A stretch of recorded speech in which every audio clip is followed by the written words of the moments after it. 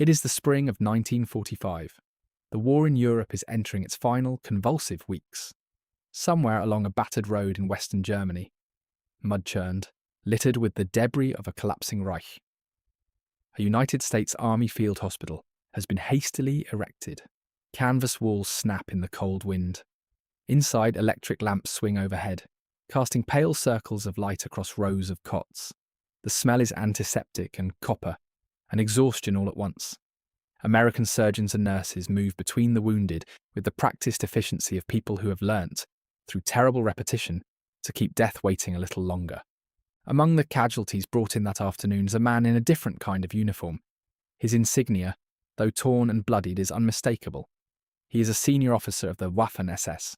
He is gravely wounded, and when the American surgeon bends over him, ready to begin the work that might save his life, the officer turns his head away. He speaks in German. The words are translated. He refuses treatment. He will not accept the hands of an enemy. He will not be saved by Americans. The surgeon straightens. He looks across the tent to where a familiar figure has entered. Compact, erect, immaculately turned out despite everything around him. General George S. Patton, commander of the 3rd United States Army, is present. The surgeon meets his eyes. The question does not need to be spoken aloud. What do we do? Do we force care upon a man who refuses it? Do we override his wishes and treat him anyway, saving a life he has chosen to forfeit? Or do we honour the terrible dignity of his refusal? Patton looks at the surgeon. He says nothing, and he nods. That nod, silent, unhurried, carrying the full weight of command, is one of the most quietly extraordinary moments of the entire European campaign. It speaks to something far larger than one man's fate, in one makeshift hospital on one forgotten afternoon. It speaks to the nature of honour in wartime, the limits of mercy, the character of the men who led the Allied armies, and the strange charged silence that sometimes falls between enemies at the very end of a war. But to understand what that nod truly meant, we must go back to the world that produced both the man who refused to be saved and the general who let him choose his own ending. The Waffen-SS was not, in the conventional sense, an ordinary military formation. It had grown from a personal bodyguard of a few hundred men in the early 1930s into a combat force of nearly 1 million by the war's end, an organisation defined as much by ideology as by military function. Its officers were not merely soldiers.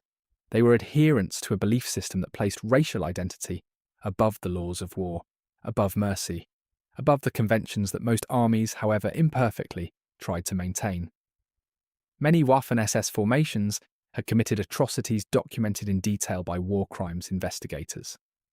Others had fought as professional soldiers with a ferocity that even their enemies acknowledged. The line between those identities was often blurred and sometimes did not exist at all.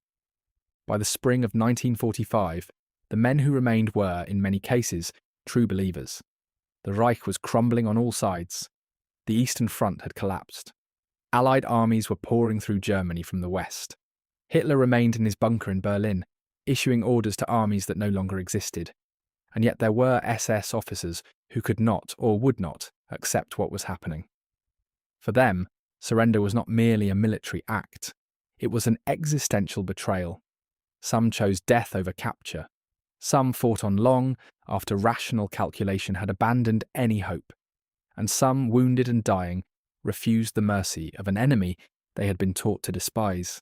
The wounded officer in Patton's field hospital was one such man. The exact records of his name and unit have been obscured by time. Accounts of this incident come to us through post-war memoir literature and the recollections of those present, none of whom had reason at the time to write down every particular.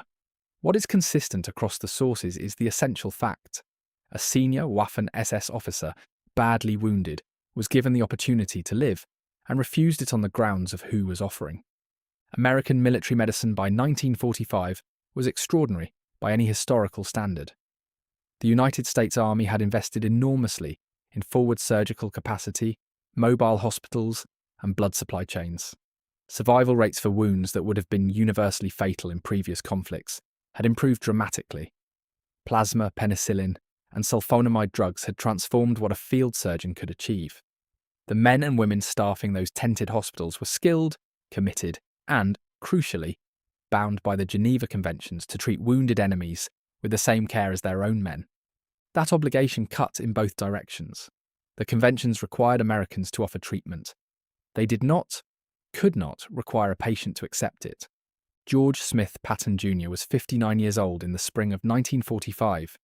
He had been a cavalryman, a sportsman, an Olympic competitor, a student of military history so devoted that he claimed, with his characteristic mix of mysticism and self-drama, to have fought in armies across the centuries.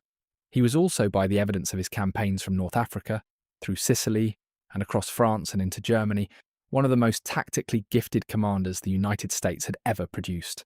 The Third Army's advance across France in the late summer of 1944 had been a feat of operational audacity that military historians still study.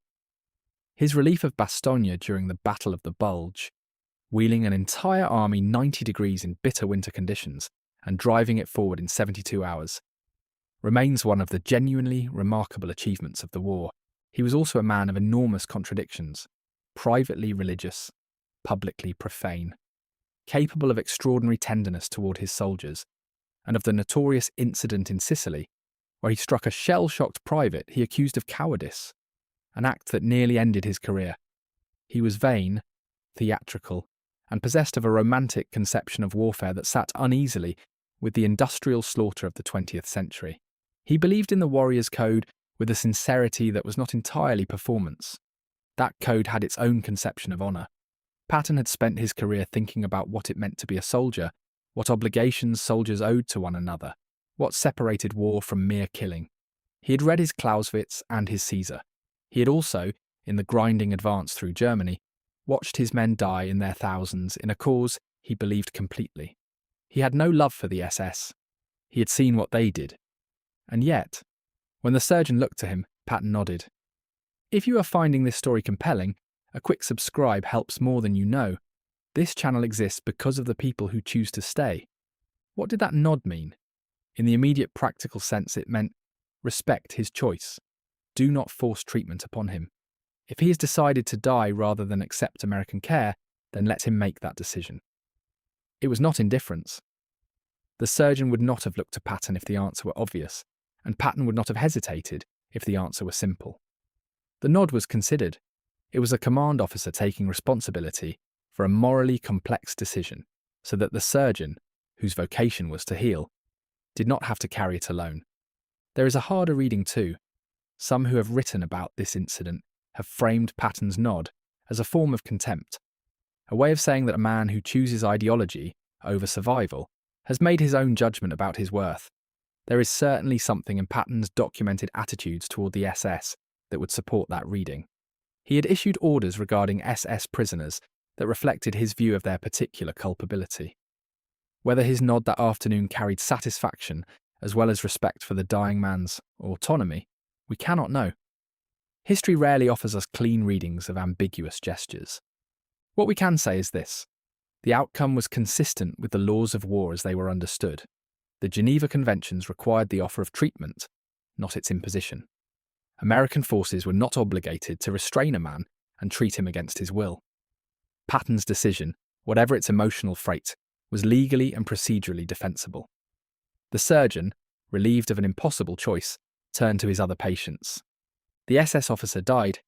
It is worth comparing this moment with how other armies on other sides of this war handled similar situations. The German military's own approach to wounded enemies was deeply inconsistent, ranging from the chivalrous — there are documented cases of Wehrmacht and even SS officers ensuring Allied wounded received care — to the murderous, including the deliberate killing of Allied prisoners at Malmedy and elsewhere. The Japanese military code of Bushido, as it had been perverted by the 1930s and 40s, treated surrender as dishonour to such a degree that Japanese soldiers routinely died rather than accept capture, and often refused medical care from enemy hands on similar grounds. The Soviets on the Eastern Front operated under a framework in which the laws of war were frequently regarded as irrelevant. Atrocities committed by both German and Soviet forces in that theatre were on a scale that dwarfed what occurred in the West.